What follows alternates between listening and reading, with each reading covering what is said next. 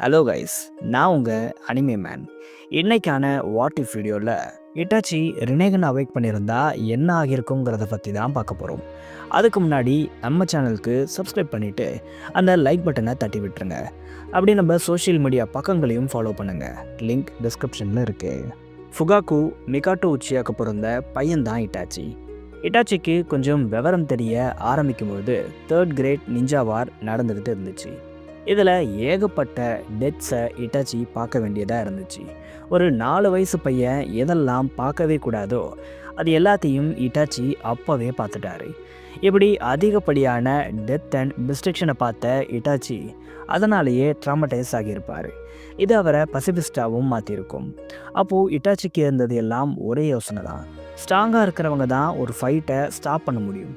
அப்போனா எல்லாரை விடவும் ஸ்ட்ராங்காக மாறி இந்த ஒட்டுமொத்த வயலன்ஸ்க்கும் முற்றுப்புள்ளி வைப்பேன்னு ரொம்ப கஷ்டமான ட்ரைனிங்கெல்லாம் அப்போவே எடுத்திருப்பார். இப்படியே ஒரு வருஷம் போயிடுது. ஒரு நாள் மிகாட்டோ அவங்களோட செகண்ட் பேபிக்கு பர்த்தை கொடுக்குறாங்க. இட்டாச்சி இப்போ ஒரு அண்ணனாக மாறிடுறாரு. அந்த டைமில் தான் ஷிசுயின்னு சொல்லப்படுற ஒரு ஷினோபி இட்டாச்சியோட டேலண்ட்டை பார்த்து ஷாக் ஆகி அவருக்கு ட்ரைனிங் கொடுக்க ஸ்டார்ட் பண்ணுறாரு.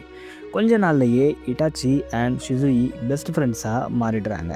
எல்லாமே நல்லா போயிட்டு இருந்த அந்த டைமில் தான் 9 Tails அட்டாக் நடக்குது. இட்டாச்சி அப்போது அவனோட தம்பியான சாஸ்கேவை பார்த்துக்கிட்டு இருந்தான். 4th ஹோகாகேவோட சாக்ரிஃபைஸால் 9 Tails அட்டாக்கில் வில்லேஜ்க்கு எந்த ஒரு பாதிப்பும் ஏற்படலை. இது ஒரு பக்கம் இருக்க, உச்சியா கிளானுக்கும் வில்லேஜ் எல்டர்ஸ்க்கும் ஒரு பெரிய சீக்ரெட் வாரே போய்கிட்டே இருந்துச்சு. இந்த அட்டாக்கால் உச்சியா கிளான் மேலே அதிகப்படியான டவுட்ஸ் வில்லேஜ் எல்டர்ஸ்க்கு வருது. இதனால் உச்சியா மெம்பர்ஸ் ரொம்ப அதிகமாகவே மானிட்டர் செய்யப்படுறாங்க. இட்டாச்சி அப்போவே எனின் லெவல் டேலண்ட்டை பொசஸ் பண்ணதால் இவரோட கிளாஸ்மேட்ஸ் இட்டாச்சியை ரொம்ப ஆச்சரியமாக பார்க்க ஸ்டார்ட் பண்ணுறாங்க. இட்டாச்சி ஒரு வழியாக கிராஜுவேட் ஆன அப்புறம் நிறைய ஷினோபி ஹிஸ்ட்ரியை படிக்கிறாரு. நிறைய விஷயத்தை தெரிஞ்சுக்கிறாரு. அப்போதான் டான்ஸோ இட்டாச்சியை மீட் பண்ணுறாரு. இட்டாச்சி பீஸை விரும்பினதை தெரிஞ்சுக்கிட்ட டான்ஸோ பிளட்ஷெட் மட்டும்தான் பீஸை கொடுக்கும்னு அவரை மேனிப்புலேட் பண்ணுறாரு. அதுக்கப்புறம் இட்டாச்சி டீம் 2ல ஜாயின் பண்ணுறாரு. அவரோட ஸ்கில்ஸை டெவலப் பண்ணுறாரு. ஒரு கட்டத்தில் இவர் சூனிங் லெவல் ஸ்கில்ஸை பொசஸ் பண்ண கோனஹா எல்டர்ஸோட அட்டென்ஷன் இட்டாச்சி பக்கம் திரும்புது. இட்டாச்சியோட ஸ்கில்ஸ் அண்ட் நாலேஜை புரிஞ்சுக்கிட்ட ஃபுகாக்கு கிளான் மீட்டிங்க்கு இட்டாச்சியை அலோவ் பண்ணுறாரு. கிராஜுவேட் ஆகி ஒரு வருஷம் ஆன அப்புறம் இட்டாச்சி அவரோட நிஞ்சிட்சுவை மாஸ்டர் பண்ணுறாரு. டீம் 2 தொடர்ந்து நிறைய மிஷன்ஸை சக்ஸஸ்ஃபுல்லாக கம்ப்ளீட் பண்ணதால் இவங்களுக்கு அடுத்தடுத்து பெரிய மிஷன்ஸ் கொடுக்கப்படுது. 10 வயசில் இட்டாச்சி சூனின்னா மாறிடுறாரு.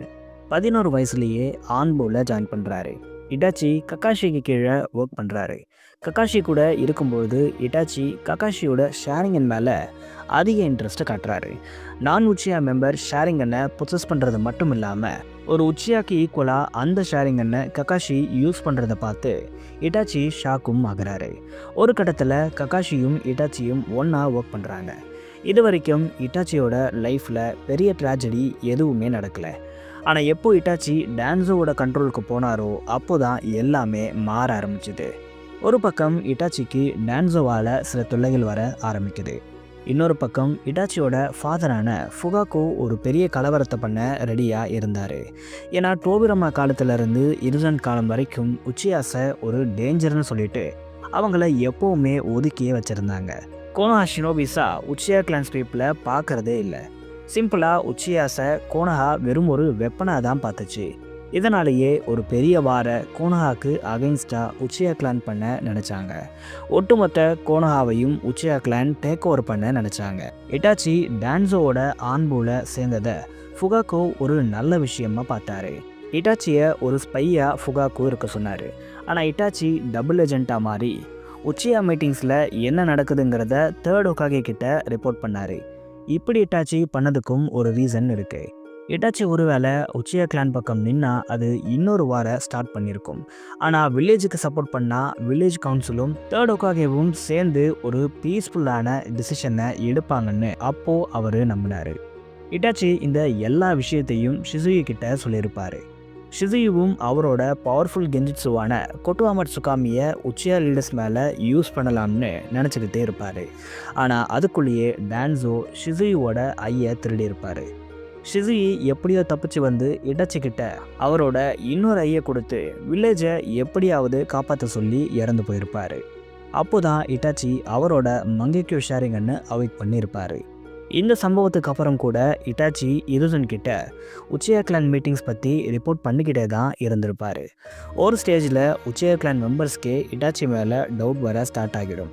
ஃபுகாக்கோவும் இட்டாச்சி உச்சியா கிளானை பெட்ரே பண்ண போகிறத புரிஞ்சுக்கிட்டு இருந்திருப்பார். அதுக்கப்புறம் என்ன நடந்துச்சுன்னு எல்லாருக்குமே தெரியும். இட்டாச்சி கிளானை மேசக்கர் பண்ணியிருப்பார். அகாட்சுக்கியில் ஜாயின் பண்ணியிருப்பார்.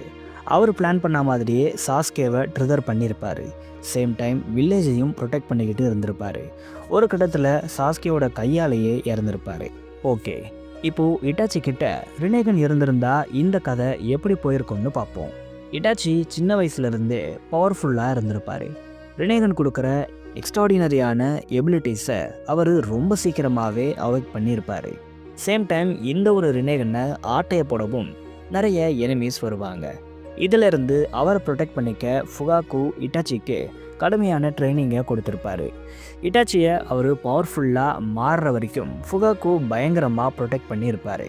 ஆனால் ரினேகனை நாகட்டோவை விட இட்டாச்சி நல்லா யூஸ் பண்ணியிருப்பார். அவரை விடவும் சீக்கிரமாகவே இதோட எபிலிட்டிஸை அவாய்ட் பண்ணியிருப்பார். ஆனால் இதில் ஒரு சிக்கல் இருக்குது. என்னதான் இந்த ரினேகன் அதிக பவர்ஸை கொடுத்தாலும் இதோட சைடு எஃபெக்ட்ஸும் ரொம்ப அதிகமாகவே இருக்கும். ஃபார் எக்ஸாம்பிள், ஆஷராவோட வழியில் வந்த நாகட்டோ இந்த ரினேகனை செம்மையாக யூஸ் பண்ணியிருப்பார். ஆனால் அவரோட பாடி இதுக்கு ஈடு கொடுத்து இருக்காது. நாகட்டோ செம்ம வீக்காக மாறி இருப்பார். ஆஷராவோட வழியில் வந்த நாகட்டோக்கு இந்த நிலமைன்னா இன்ட்ராவோட வழியில் வந்த இட்டாச்சிக்கு இதை விட மோசமான ஒரு நிலைமை தான் வந்திருக்கும். இது இல்லாமல் இட்டாச்சிக்கு ஆல்ரெடி ஒரு இல்னஸ் இருந்துச்சு. இது வராமல் போகிறதுக்கான சான்ஸ் அதிகமாக இருந்திருக்கும். ஏன்னா அவரோட இல்னஸ்க்கு மெயின் ரீசனே எம்எஸோட ஓவர் யூசேஜ் தான். அதுவே இல்லாதப்போ இவருக்கு இல்னஸ் வர்றதுக்கான வாய்ப்பு கம்மியாகிடும். ஆனால் ரினேகனால் வரக்கூடிய சில பிரச்சனைகள் இட்டாச்சிக்கு வரதான் செய்யும். சரி, இட்டாச்சி எப்படியோ அவராகவே ரினேகனை அவாய்ட் பண்ணிட்டாரு. ஃபார் எக்ஸாம்பிள், சாஸ்கேக்கு கிடைச்ச மாதிரி ஒரு டொமோயி ரினேகன் அவருக்கு கிடைக்குதுன்னு வச்சுப்போம். ஸ்டோரி இப்போ எப்படி போயிருக்கும்னு பார்ப்போம். முதல்ல இட்டாச்சி அவரோட கிளானை மேசக்கர் பண்ணியிருக்க மாட்டார். ஆமாம், உச்சியா கிளானை மேசக்கர் பண்ண முக்கியமான ரீசன் உச்சியாவோட ரெபல் தான்.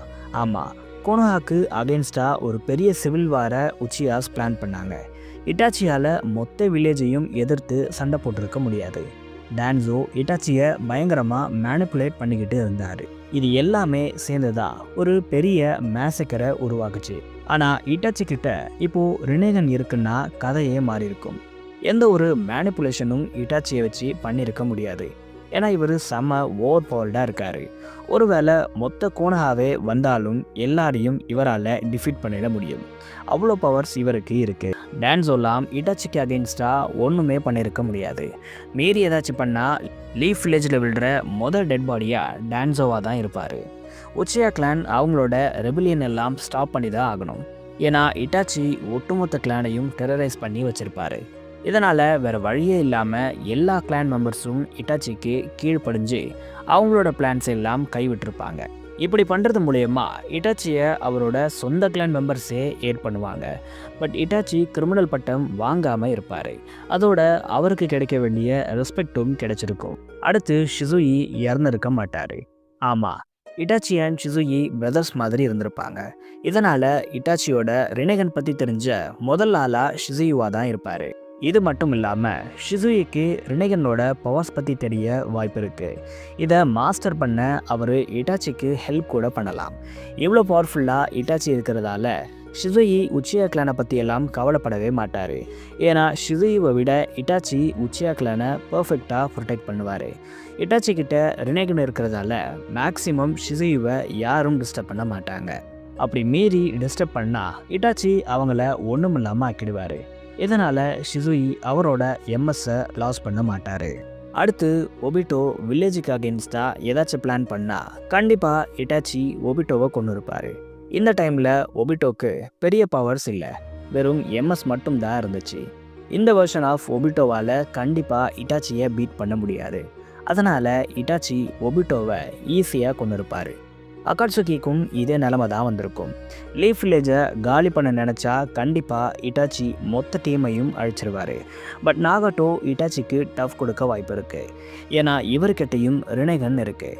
ஆனாலும் இது அவராக அவாய்ட் பண்ண ரினேகன் இல்லை. இது பாரோட் பவர்ஸுங்கிறதால அதை அவரால் ஃபுல் பொட்டென்ஷியலுக்கு யூஸ் பண்ண முடியாது. இதனால் விக்டரி கண்டிப்பாக இட்டாச்சிக்கு தான். ஒரோச்சிமாரு இந்த வெர்ஷன் ஆஃப் இட்டாச்சி இருந்தால் லீஃப் வில்லேஜுக்கு அகெயின்ஸ்டாக எதையும் பண்ண மாட்டார். ஒருவேளை ஏதாச்சும் பண்ணால் என்ன ஆகும்னு உங்களுக்கே தெரியும். ஒரோச்சிமாருவோட இன்வேஷன் ஸ்டாப் ஆனதால் தேர்ட் ஹோகாகேவான இருசன் இறந்துருக்க மாட்டார். ஒபிட்டோவோட இன்வேஷன் நடக்காததால் மினாட்டோ குஷினா இறந்துருக்க மாட்டாங்க. நருட்டோ ஹாப்பியான ஒரு லைஃப்பை வாழ்ந்திருப்பார். உச்சியா மேசக்கர் நடக்காததால் இசுமி இறந்துருக்க மாட்டாங்க. இட்டாச்சியும் இசுமிவும் ஒரு சந்தோஷமான வாழ்க்கையை வாழ்ந்திருப்பாங்க. மாதராவோட பிளான்ஸ் எல்லாமே ஊற்றிக்கும். பிளாக் ஜெட்ஸு கடைசி வரைக்கும் ஹேட்டை பரப்ப முடியாமல் போயிருக்கும். சிம்பிளாக 700 எபிசோடில் இருக்கிற சீரீஸ் 70 எபிசோடில் முடிஞ்சிருக்கும். நருட்டோ சீரீஸில் அடுத்து இந்த வாட் இஃப் டாப்பிக்கில் என்னென்ன வீடியோஸ் போடலாம்னு கமெண்ட்ஸில் சொல்லுங்கள்.